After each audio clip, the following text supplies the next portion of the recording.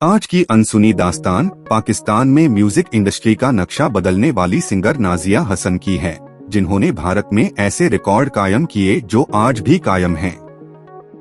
15 साल की उम्र में स्कूल यूनिफॉर्म पहनकर इन्होंने 1980 में आई फिल्म कुर्बानी का गाना आप जैसा कोई मेरी जिंदगी में आए गाया, जिसके लिए इन्हें बेस्ट फीमेल प्लेबैक सिंगर का फिल्म फेयर अवार्ड मिला। नाजिया पहली पाकिस्तानी कलाकार हैं जिन्हें भारत में फिल्म फेयर अवार्ड मिला। सबसे कम उम्र में ये अवार्ड जीतने का रिकॉर्ड आज भी इन्हीं के नाम है।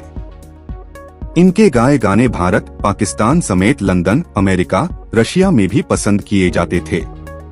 दुनिया नाजिया की आवाज की दीवानी थी, लेकिन उनकी निजी जिंदगी दर्दनाक थी।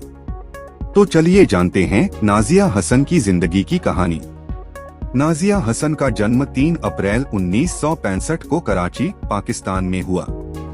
ये पाकिस्तान के नामी बिजनेसमैन बासिर हसन और सोशल वर्कर मुनीजा बासिर की बेटी थीं। कराची में जन्म लेने के बाद इनकी परवरिश और पढ़ाई लंदन में ही हुई। नाजिया हसन की मां मुनीजा और जीनत अमान अच्छी दोस्त थीं।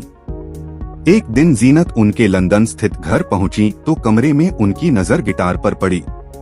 वो झट से पूछ पड़ी, अरे ये कौन बजाता है? मुनीजा ने जवाब दिया, मेरे दोनों बच्चे म्यूजिक में दिलचस्पी रखते हैं। नाजिया उस समय घर पर ही थीं। जब नाजिया ने गाना शुरू किया तो जीनत को काफी पसंद आया। बातचीत के बाद वो निकल गईं।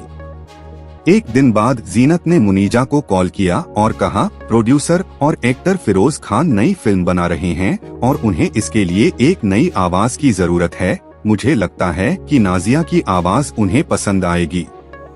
मुनीजा ने पहली बार में ही इनकार कर दिया, क्योंकि मुस्लिम परिवार की लड़कियों को इतना खुला माहौल नहीं दिया जाता था। इनकार सुनने के बावजूद जब जीनत अमान ने जिद की तो उन्होंने समय मांगा। उसी शाम जब नाजिया के पिता घर आए तो मुनीजा ने जीनत के कॉल का जिक्र किया। पिता काफी नाराज हुए और दोनों के बीच बहस शुरू हो गई। कुछ मिनटों की बहस के बाद पिता को भी मां के आगे झुकना पड़ा। आगे जीनत के कहने पर मुनीजा और नाजिया यूनाइटेड किंगडम में हुई एक पार्टी में पहुंचे, जहां उनकी मुलाकात फिरोज खान से हुई। फिरोज ने नाजिया को ऑडिशन के लिए बुलाया। स्कूल ड्रेस में रिकॉर्ड किया था पहला गाना। 15 साल की नाजिया की आवाज से इम्प्रेस होकर फिरोज ने उन्हें अपनी फिल्म कुर्बानी में गाने का मौका दिया। नाजिया ने फिल्म के लिए आप जैसा कोई मेरी जिंदगी में आए गाना गाया, जो चार्ट बस्टर साबित हुआ। गाने की रिकॉर्डिंग यूके में ही हुई थी, जिसके लिए नाजिया अपने स्कूल से हाफ डे लेकर स्कूल ड्रेस में ही रिकॉर्डिंग के लिए जाती थीं। राज कपूर ने कॉल कर बुलाया था भारत।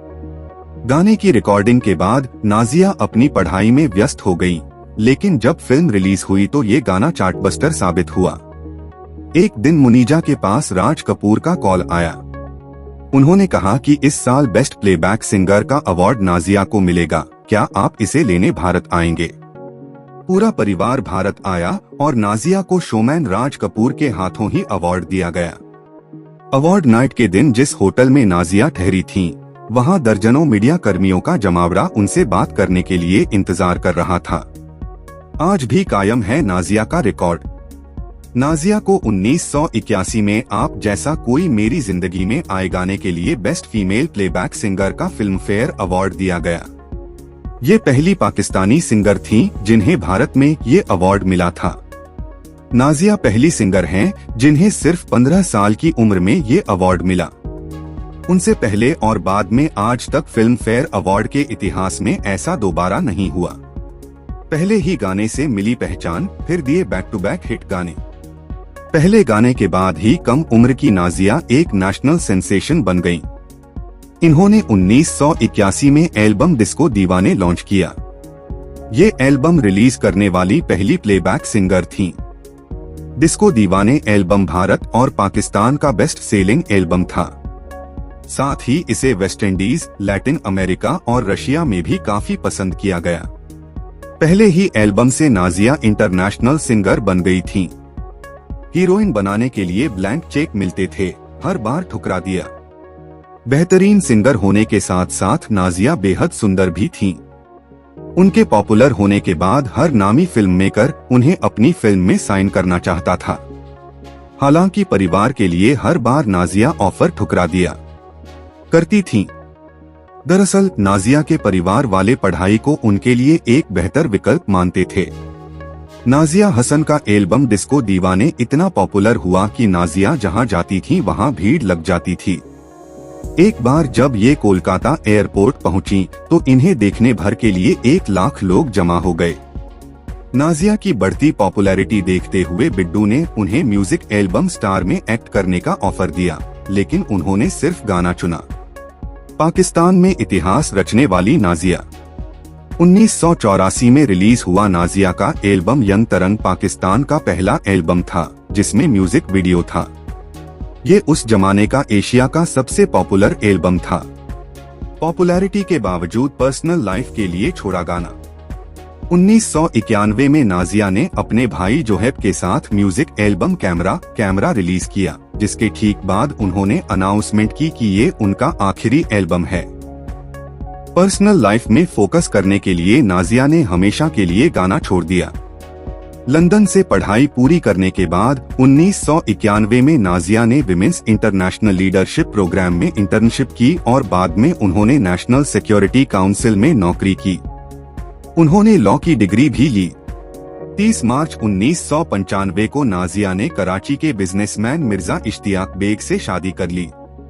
इश्तियाक से नाजिया की अरेंज मैरिज थी। 1997 में नाजिया ने बेटे अरेज को जन्म दिया। शादी के कुछ समय बाद ही दोनों के बीच अनबन होने लगी। शाजिया के पति का पाकिस्तानी एक्ट्रेस से अफेयर था। जैसे ही ये बात उन्हें पता चली तो घर में झगड़े और बढ़ गए। ऐतराज करने पर पति उनके साथ मारपीट करने लगा। नाजिया से पहले इश्तियाक की 2 शादियां हो चुकी थीं, लेकिन ये बात नाजिया के घर वालों से छिपाई गई थी। नाजिया से पहले इश्तियाक ने फिलीपींस की डांसर हेजल से शादी की थी, जिससे उनका एक बेटा इमरान बेग था। उनकी दूसरी शादी पाकिस्तानी एक्ट्रेस शाजिया से हुई थी। दूसरी पत्नी ने बेग की मेंटल कंडीशन खराब होने पर तलाक ले लिया था। ये दोनों शादियां नाजिया के परिवार से राज रखी गई थीं। 21 जून 2000 को नाजिया ने पाकिस्तान के नामी न्यूज़पेपर डेली जंग को आखिरी इंटरव्यू दिया था, जिसमें उन्होंने पहली बार मारपीट और पति के जुल्मों पर खुलकर बात की। नाजिया ने बताया कि पति मारपीट कर उन पर दबाव बनाता था कि मीडिया में ये कहा जाए कि उनकी शादीशुदा जिंदगी खुशहाल चल रही है, हालांकि ऐसा नहीं था। जब नाजिया को कैंसर हुआ तो उनके पति ने इलाज का खर्च उठाने से भी इनकार कर दिया। नाजिया कहती थीं, पति इश्तियाक बेग के साथ रहने की जगह वो मरना पसंद करेंगी। नाजिया के भाई ने भी एक स्टेटमेंट में बताया था कि उनकी बहन को उसके पति ने बंदी बनाकर रखा था। पति से परेशान होकर नाजिया ने साल 2000 में मुस्लिम लॉ के तहत पति से तलाक ले लिया था और अपने पेरेंट्स के साथ रहने लगी। पति से तलाक लेने के बाद नाजिया का इलाज उनके घर वालों ने लंदन में करवाया। नाजिया की 5 कीमोथेरेपी हुई। इलाज के दौरान नाजिया ने अपने वकील और कुछ गवाहों के सामने एक बयान दिया था, जिसमें उन्होंने कहा कि पति उन्हें जहर दे रहा है और स्लो पॉइजन से उनके शरीर के अंग खराब हो रहे हैं। ये बात लंदन में नाजिया का इलाज कर रहे डॉक्टर्स भी जानते थे। नाजिया ने कहा था कि अगर उनकी मौत होती है तो इस बात की जांच की जाए। 10 अगस्त 2000 को नाजिया की हालत बिगड़ने पर उन्हें लंदन के नॉर्थ लंदन होस्पाइज हॉस्पिटल में भर्ती करवाया गया था। इलाज के दौरान उनकी हालत सुधर रही थी और डॉक्टर्स उन्हें घर भेजने वाले थे, लेकिन वो घर नहीं लौट सकी। 13 अगस्त 2000 को सुबह 9:15 में हॉस्पिटल ने नाजिया की मां मुनीजा को कॉल कर जानकारी दी कि उनकी बेटी जोर जोर से खांस रही है। मां अस्पताल के लिए निकली, लेकिन उनके पहुंचने से पहले ही नाजिया की मौत हो चुकी थी। नाजिया की मौत के बाद उनका पोस्टमार्टम हुआ। वकील द्वारा नाजिया का आखिरी स्टेटमेंट मिलने के बाद लंदन पुलिस ने दोबारा नाजिया की ऑटोप्सी करवाई। इस हाई प्रोफाइल केस की गहराई से जांच करने के लिए नॉर्थ वेस्ट लंदन पुलिस ने नाजिया के पेरेंट्स का गोल्डर्स ग्रीन स्थित घर और पति का घर सीज कर दिया। दोनों घरों में फॉरेंसिक टीम ने डिटेल में जांच की।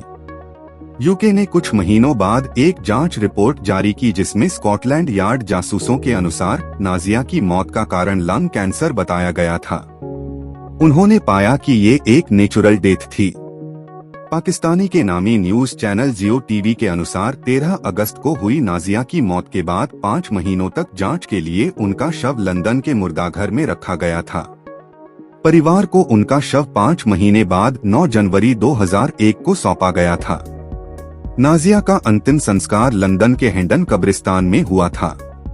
पहले उन्हें पाकिस्तान लाया जाना था, लेकिन शव मिलने में देरी होने से लंदन में ही उनका अंतिम संस्कार किया गया था। मौत के बाद परवेज मुशर्रफ ने दिया था मां को अवार्ड। नाजिया की मौत के बाद 2002 में पाकिस्तान के तत्कालीन प्रेसिडेंट परवेज मुशर्रफ ने उन्हें प्राइड ऑफ पाकिस्तान का अवार्ड दिया। नाजिया की जगह ये अवार्ड उनकी मां लेने पहुंची थीं।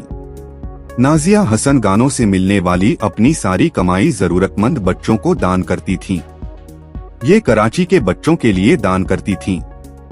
इसके अलावा ये फंड इकट्ठा करने के लिए भी कई कॉन्सर्ट करती थीं। इन्होंने बैटल अगेंस्ट नारकोटिक्स ऑर्गेनाइजेशन शुरू किया था, जो ड्रग्स के इस्तेमाल को रोकने का काम करता था। इन्होंने पाकिस्तान के पूर्व इंफॉर्मेशन मिनिस्टर के साथ भी फंड जुटाने का काम किया है। नाजिया अक्सर स्कूल में जाकर बच्चों को खिलौने बांटा करती थीं। ये अपना हर बर्थडे बच्चों के साथ मनाती थीं। मौत के बाद आज भी इनका परिवार ऐसे ही इनका जन्मदिन मनाता है। नाजिया ने यूनिसेफ के साथ भी काम किया था।